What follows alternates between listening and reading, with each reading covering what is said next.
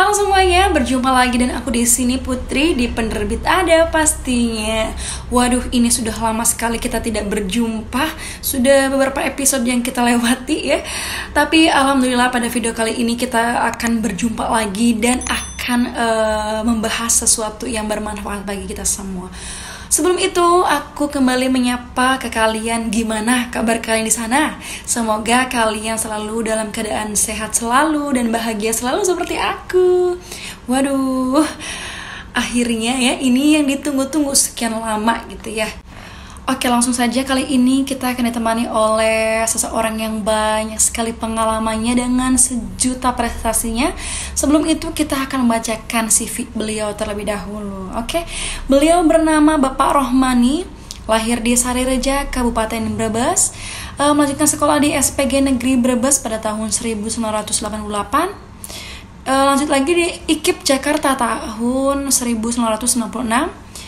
Lalu beliau sekolah lagi di Institusi Agama Islam Al-Aqidah Jakarta, program studi politik pendidikan, lulus pada tahun 2010.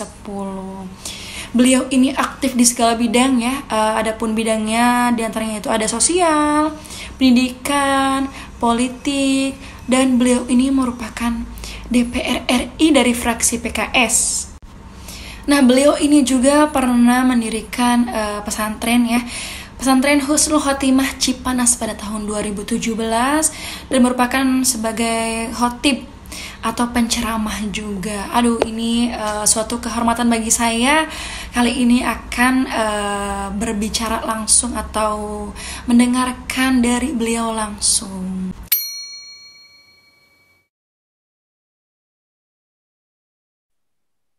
Ya, pertama memang karena latar belakang saya pendidikan. Ya, saya dari SPG, kemudian ke IKIP, kemudian sempat jadi anggota DPR RI. Banyak kegelisahan ya tentang pendidikan, begitu ya. Walaupun dulu ini menurut saya pendidikan kita ada persoalan. Cuma dari mana ya saya merunut ini persoalan ini sehingga agak runut bisa dipahami oleh saya sendiri khususnya dan banyak orang tentunya begitu. Itu ininya. Kegelisahan saya diantaranya adalah menurut saya dunia pendidikan kita itu memandang anak murid ini sepertinya sama begitu. Jadi sekelompok anak yang belajar di kelas begitu ya. Padahal menurut saya masing-masing anak ini lahir unik, berbeda satu dengan yang lain begitu ya. Yang mestinya juga diperlakukan, dipandang sebagai manusia-manusia yang unik juga, yang mereka punya potensi masing-masing yang berbeda-beda, punya potensi yang berbeda, punya tugas yang berbeda, yang nanti juga akan dipertanggungjawabkan kepada Tuhan, kepada Allah juga masing-masing, dan berbeda-beda juga mereka. Itu yang pertama. Yang kedua, kemudian kurikulum kita cenderung kemudian menyeragamkan tadi anak-anak yang sebetulnya lahir berbeda, punya potensi yang berbeda.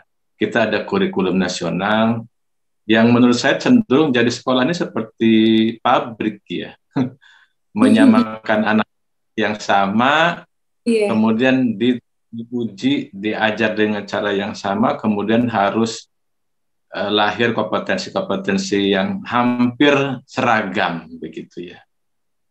Sehingga ini menurut saya melahirkan kita manusia Indonesia yang gagap menghadapi kekayaan alam Indonesia yang beragam, yang banyak begitu. Karena kita diarahkan untuk seragam ya kemampuannya, padahal kita menghadapi kekayaan alam Indonesia yang sangat banyak dan sangat beragam. Kita jadi gagap.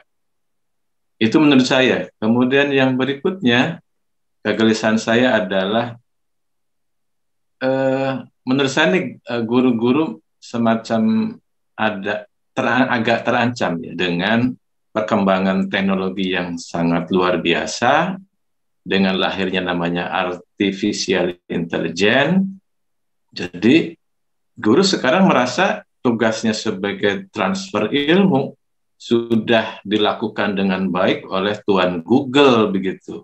Di Tuan Google semuanya sudah ada gitu. Nah, memang kalau guru sekarang pada posisi yang transfer ilmu, betul sebentar lagi segera akan digantikan oleh Google.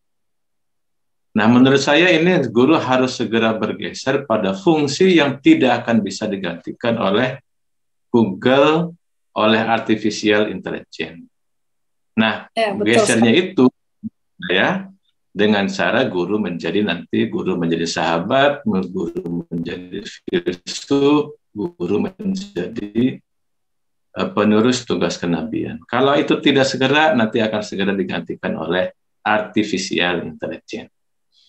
Kegelisahan saya berikutnya, menurut saya dunia pendidikan kita ini, walaupun kira-kira sekarang sudah agak decline ya. Ketika kita di masa ujian nasional, dan saat itu ketika saya jadi anggota DPR, saat ujian nasional itu kan kecenderungannya dunia pendidikan kita itu yang penting nilainya, skornya, angkanya, bukan pengetahuan, keterampilan, sikap yang didapat dari dunia pendidikan. Ini kegelisahan saya begitu. Nah, sehingga nanti kecenderungannya adalah guru itu mengajar agar nanti anak-anak bisa mengerjakan ujian, bukan untuk mempersiapkan kehidupan nanti di luar ruang kelas. Itu kecenderungannya. Nah, sekarang pun menurut saya begitu. Nah, termasuk kecenderungan berikutnya adalah menurut saya kita dunia pendidikan semakin pragmatis. Jadi nilai-nilai agama, walaupun kita dapat ruang di luar sekolah begitu ya. Itu sebetulnya kalau tidak ada tadi kreativitas dari sekolah-sekolah keagamaan khususnya, itu dunia pendidikan kita sebetulnya semakin pragmatis tadi. Yang akan dinilai, yang diukur seseorang itu cerdas, kalau tadi nilai-nilai pragmatisnya bagus. Nah, ini kegelisahan saya. Nah, kegelisahan saya yang terakhir kira-kira, walaupun banyak ya, menurut saya ranah ada 3 ya. Ada pendidikan informal, ada pendidikan formal, dan ada pendidikan non formal.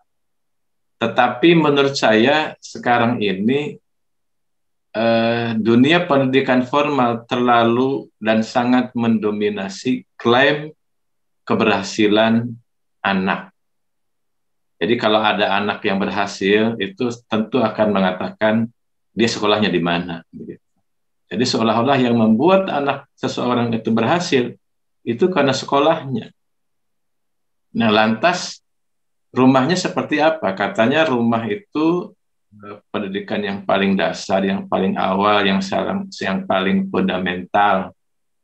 Tetapi sekarang nyatanya di rumah itu tidak jelas kurikulum pendidikan di rumah seperti apa. Orang tua harus melakukan apa? Orang tua harus punya kompetensi apa untuk membantu pendidikan anaknya? Kan tidak jelas. Nah, ini termasuk nanti pendidikan non formal. Menurut saya sinergi antara pendidikan formal, non formal, dan informal ini tidak jelas tugasnya. Sehingga kemudian yang mengklaim keberhasilan pendidikan itu pendidikan formal, sekolahan. Dan kemudian menjadi orang tua juga, ya udahlah, yang penting anak-anak saya sekolah nanti dia berhasil. Makanya kemudian ada misalnya begini, kalau kamu pengen hidupnya berhasil, sekolah yang benar, begitu. Iya kan? Betul. Karena anggap segala-galanya kalau pengen berhasil sekolah. Padahal kita banyak melihat banyak sekali orang-orang yang berhasil hebat itu bukan karena sekolah formal, gitu ya. Ini yang melandasi kegelisahan saya lahirnya buku ini. Kira-kira begitu. Walaupun banyak lah ya.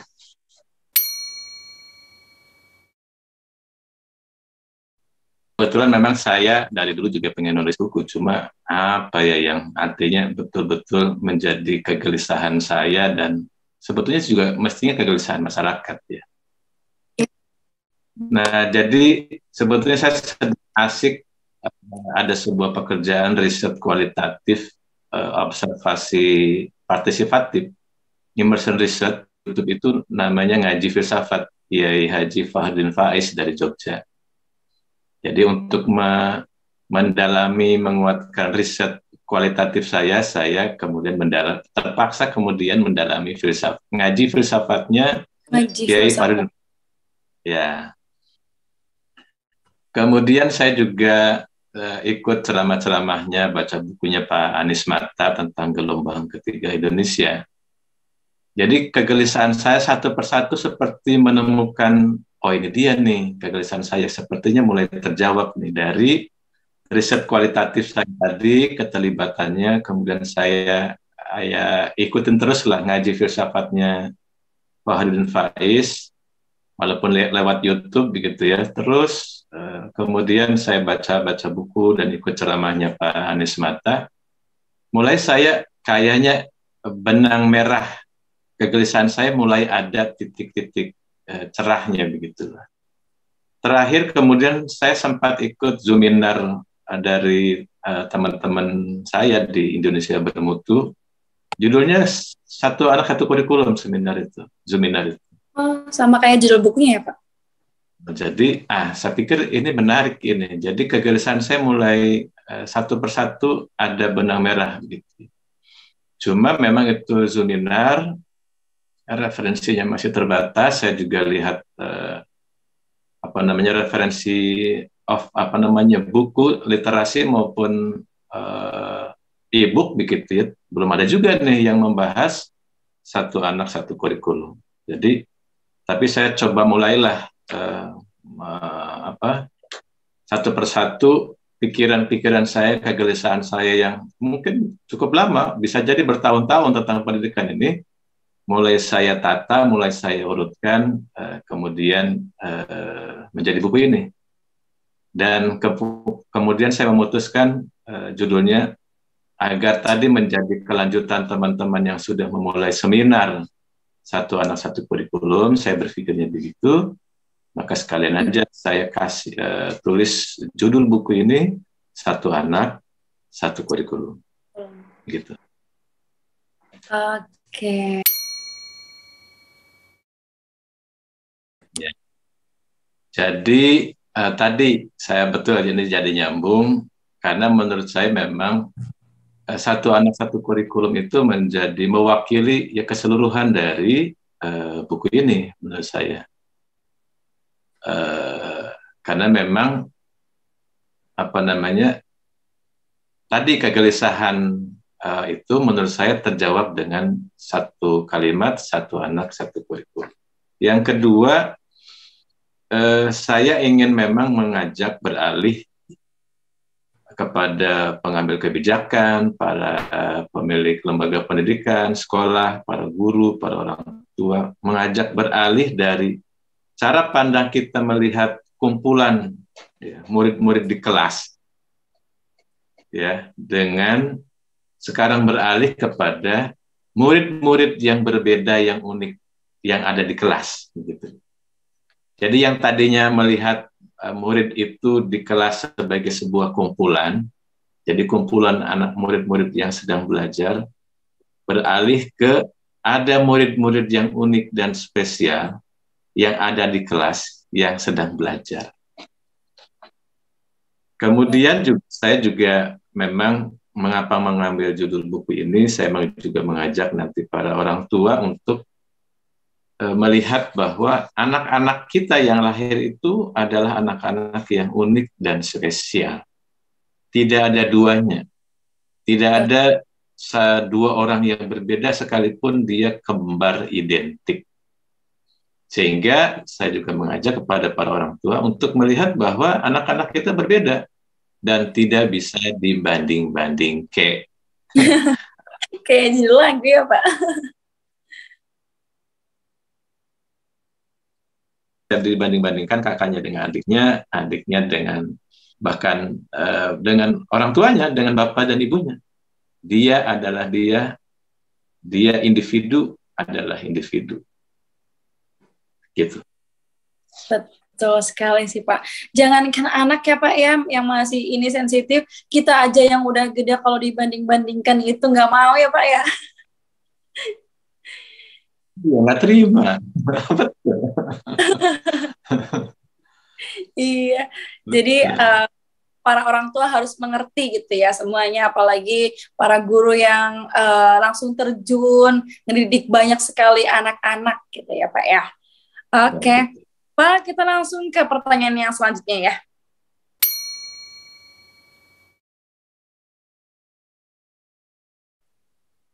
Ya, ya. Jadi sebetulnya buku ini adalah buku pertama Oh, saya. buku pertama. Ya, ya inilah tantangan saya menulis buku. Hmm. Walaupun menulis buku ini saya kemudian saya baru belajar. Jadi saya baru belajar menulis buku ya buku ini. Nah, setelah menulis buku ini selesai, saya justru bergabung dengan komunitas pesantren penulis. Nah, saya baru justru belajar menulis buku. Nah, setelah menulis buku ini selesai, saya kemudian dengan teman-teman 1 bulan 1 buku tuh buat buku antologi. Jadi kemarin menulis buku ini selesai, saya menyelesaikan buku antologi dengan teman-teman itu 4 buku. Nah, tantangannya dari buku ini yang pertama, saya memang agak kebingungan di awal.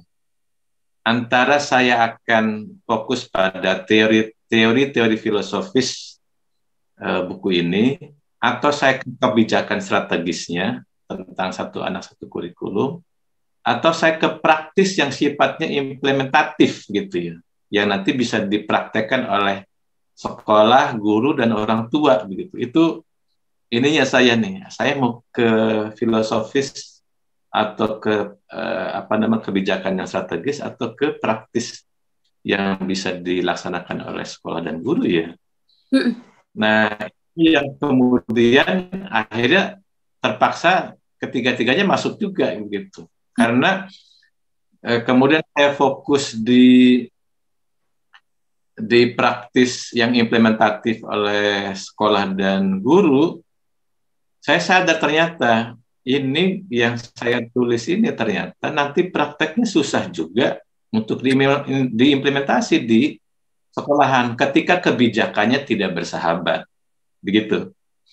Akhirnya saya terpaksa kemudian membedah juga, menyarankan, merekomendasikan kepada pemerintah untuk beberapa kebijakan dilakukan agar satu. Nah, tantangan yang kedua, di samping tadi sekali lagi ini adalah buku pertama saya, begitu ya. Tantangan yang kedua, kita tadi nanti di tataran implementasi, saya sadar bahwa buku ini secara keseluruhan tidak bisa diimplementasi ketika tata kelola dan sistem pendidikannya tidak memberikan ruang yang leluasa sekolah, lembaga pendidikan bisa mengimplementasikannya. Kalau nggak ada ruangnya agak susah gitu ya. Sehingga saya juga sadar dalam untuk lebih implementatif dari buku ini, kemudian saya sadar ini membutuhkan buku-buku turunannya yang saya tulis sendiri, atau mungkin nanti bersama dengan guru-guru kolaboratif lah menulis buku ini bareng-bareng begitu ya. Guru-guru yang sehari-hari bergelut dengan dunia pendidikan. Gitulah. Jadi teori yang saya tulis dengan implementasinya nanti bisa lebih implementatif begitu ya, bisa dilaksanakan di sekolahan maupun nanti pada orang tua. Misalnya mungkin saya juga berpikir harusnya nanti ada buku berikutnya parenting satu anak satu kurikulum. Mungkin nanti lebih implementatif bagaimana menjadi guru yang tipe filsuf. Misalnya saya kan ada rekomendasi guru yang filsuf atau guru yang menjadi sahabat murid. Bagaimana implementasinya? Lebih implementatif ya. Walaupun di buku ini saya sudah tulis ya. Sudah tulis. Jadi itu tantangannya menurut saya, ini tantangan bagi saya dan saya tantang juga para guru dan menulis buku turunannya sendiri atau dengan saya itu ya, atau mungkin nanti saya turunannya. Begitu. Ayo ini para guru ditantang sama Pak Rohman ya. Dan semoga keinginan Bapak tadi kayak menulis buku bareng para guru-guru yang lain juga semoga terkabul ya Pak ya. Dan semoga juga ada buku-buku yang lain juga, buku kedua, 3, 4, 5, 6 dan seterusnya yang akan diterbitin di penerbit Adab Bapak ya. Oke, amin.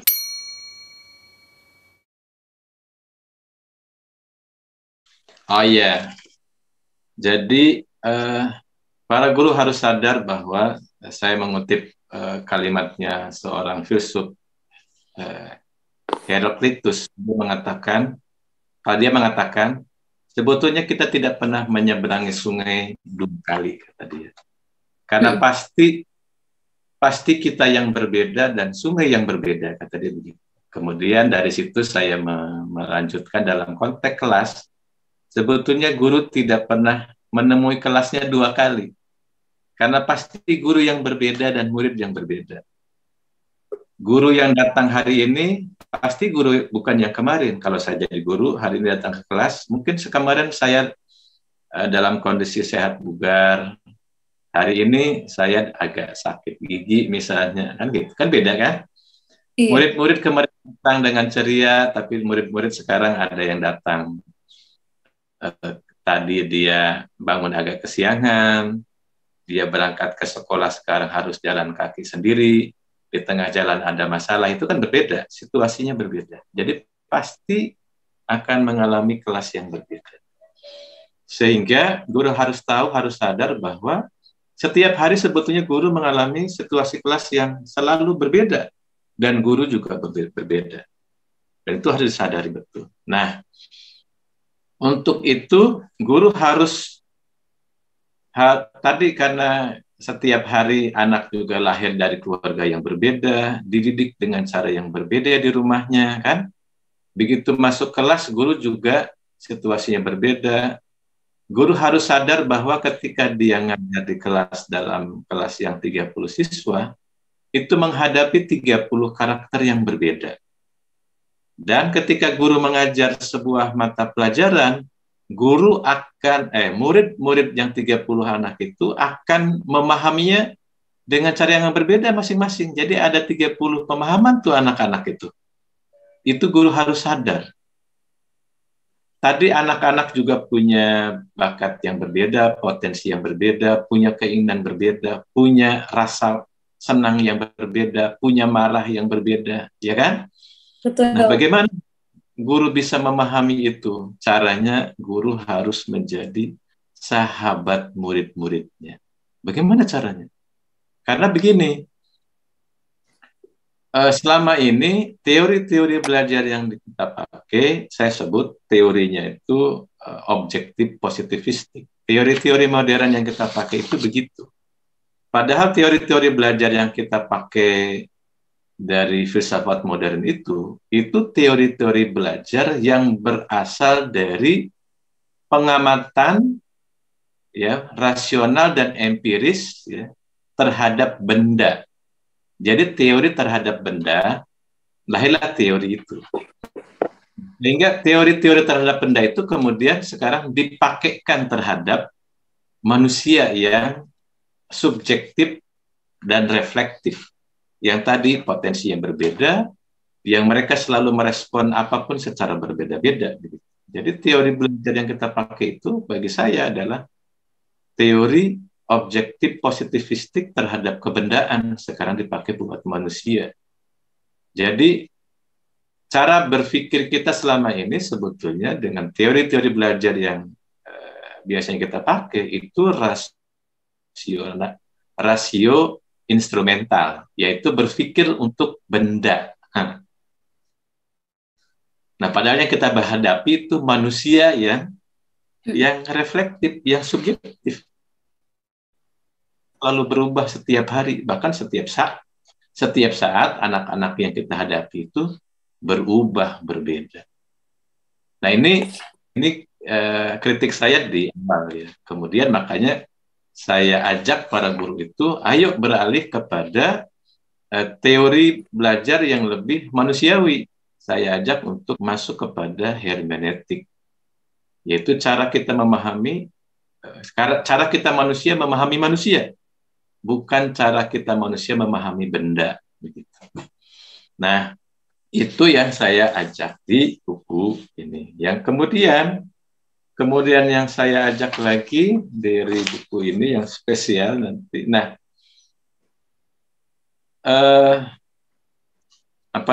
orientasi pendidikan kita juga menurut saya lebih berbobot, lebih berat ke kutub orientasi belajar pada hasil, pada tujuan, pada hasil. Nah, saya mengajak dunia pendidikan kita, yuk kita bergeser pada kutub proses. Pendidikan berbasis pada proses. Ya. Kalau sekarang menurut saya bandul, ya. Kutub kita lebih ke hasil. Sehingga tadi guru-guru itu secara tidak berdaya, kita terpaksa berpikir bagaimana guru itu mengajar, nanti anak-anak kita bisa mengerjakan ujian. Akhirnya begitu. Sehingga sekarang upaya para dunia pendidikan maupun para guru mengajak, yuk anak-anak kita banyak membaca buku, berhasil nggak? Menurut saya tidak berhasil. Kenapa? Ya sekarang yang buku-buku yang paling laku di toko-toko buku itu adalah buku latihan soal. Ya kan? Buku novel, buku cerpen, buku sastra, buku-buku ilmiah yang lain itu tidak menarik untuk dibaca. Yang paling laris buku-buku itu adalah buku-buku tryout ujian. Kenapa begitu? Karena orientasi kita pada hasil, bukan pada proses. Nah, saya ajak begitu. Jadi saya ajak dunia pendidikan kita pada orientasi proses. Berpikir yang benar itu lebih penting bagi saya daripada jawaban yang benar. Begitu. Itu yang saya ajak dengan buku ini. Sehingga nanti guru-guru kita agar bisa memahami murid dengan baik, bisa satu anak satu kurikulum, guru-guru harus menjadi sahabat murid-murid. Menurut saya bagi kita, saya mungkin juga sebagian besar masyarakat Indonesia yang Muslim, kita mengenal Rasulullah Shallallahu Alaihi Wasallam itu dengan murid-muridnya panggilannya sahabat, iya kan? Dengan sahabat, ya, betul, Pak. Posisi Rasul dengan murid-muridnya itu setara, egality. Dengan posisi Rasul dengan sahabat-sahabatnya, Rasul memahami persis satu persatu potensi sahabat-sahabatnya. Sehingga dari situ Rasulullah bisa mengarahkan di mana sahabat-sahabatnya ditempatkan. Kita mengenal misalnya Abu Bakar As-Siddiq yang hebat. Tapi sehebat-hebatnya Abu Bakar As-Siddiq tidak pernah menjadi panglima perang. Iya kan? Ya. Di sini, jadi kata kuncinya bagaimana kita menjadi bisa satu anak satu kurikulum, ya guru harus menjadi sahabat murid-muridnya. Caranya seperti apa? Ya di buku itu saya tulis juga caranya, ya memang ada riset kecil ya saya sebut dengan immersion research atau studi observasi partisipatif begitu ya. Nah, berikutnya saya juga ajak guru-guru dunia pendidikan kita, terutama nanti guru tetap pendamping murid, termasuk juga orang tua sebetulnya. Tadi orang tua juga harus menjadi sahabat anak-anaknya, sehingga nanti orang tua memahami potensinya, kemauannya, keinginannya, ya. Ketidakinginannya dari anak-anaknya begitu. Nah, yang saya ajak kemudian guru juga menjadi filsuf. Guru filsuf itu bukan guru yang serba tahu, bukan guru yang harus bisa menjawab semua pertanyaan murid, bukan. Tapi justru guru yang harus punya prinsip seperti Socrates. Socrates itu punya prinsip, saya tidak tahu apa. Yang saya tahu hanya satu saja. Satu hal saja yang saya tahu. yaitu saya tidak tahu apa-apa. Kata Sokrates begitu. Hmm. Jadi saya guru juga berprinsip seperti Sokrates itu. Terus apa yang harus dilakukan oleh guru? Guru melatih bertanya pada murid-muridnya. Guru harus melatih murid-muridnya terampil bertanya. Sekarang itu kan yang dilatih oleh guru adalah murid-murid harus bisa menjawab pertanyaan guru kan? Iya, betul, Pak. Betul kan? Nah, kalau saya tidak, justru guru harus melatih murid-muridnya bertanya. Sampai tidak, sampai guru tidak bisa menjawab pertanyaan-pertanyaan murid. Nah, itu berarti guru yang berhasil. Iya. Kenapa begitu? Karena menurut saya para filsuf dan ilmuwan itu lahir dari mereka bertanya, dari ketidaktahuannya. Ya, para ilmuwan itu, para filsuf itu, mereka selalu bertanya, mereka selalu meragukan semua yang mereka lihat, semua yang mereka dengar, semua yang mereka raba. Mereka ragukan dan mereka pertanyakan. Maka dari situlah lahir mereka menjadi filsuf, lahirlah mereka jadi ilmuwan. Nah, saya justru sekali lagi mengajak nanti guru-guru menjadi filsuf. Dan filsuf itu bukan orang yang serba tahu, tapi filsuf yang punya cara pandang, cara hidup. Saya tidak tahu apa-apa. Yang saya tahu hanya satu saja, yaitu saya tidak tahu apa-apa.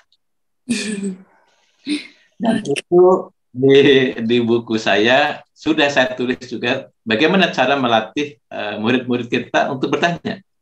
Saya tulis teknik Sokrates, bagaimana Sokrates bertanya. Atau saya tulis juga tekniknya Descartes, ya, bagaimana Descartes itu meragukan semua yang dia lihat dengan pertanyaan-pertanyaan. Saya juga tulis tekniknya Kenichi Toyoda, pendiri Toyota, ya, bagaimana dia bertanya sehingga kemudian ketemulah penyebab utamanya setiap persoalan dan dari situlah dia membangun bisnisnya. Teknik ini sebetulnya sekarang sudah populer, dipopulerkan oleh seorang bisnismen besar dunia namanya Elon Musk. Ya, jadi dia mengatakan dia melatih semuanya dengan prinsip first principle thinking. Jadi dilatihlah orang-orang untuk berpikir berpikir penyebab pertama, gitu. Nah, di buku Satu Anak Satu Kurikulum, saya sudah tulis. Ya, begitu. Yang menarik saya kira kalau misalnya membaca, walaupun ya membacanya barangkali harus sekali lagi berulang-ulang, karena saya sadar buku ini nanti memerlukan buku turunannya untuk lebih operasional, lebih implementatif. Tapi buku ini akan menjadi buku dasar nanti untuk memahami buku-buku berikutnya. Begitu. Oke, ternyata banyak sekali kespesialan dari buku ini ya Pak ya.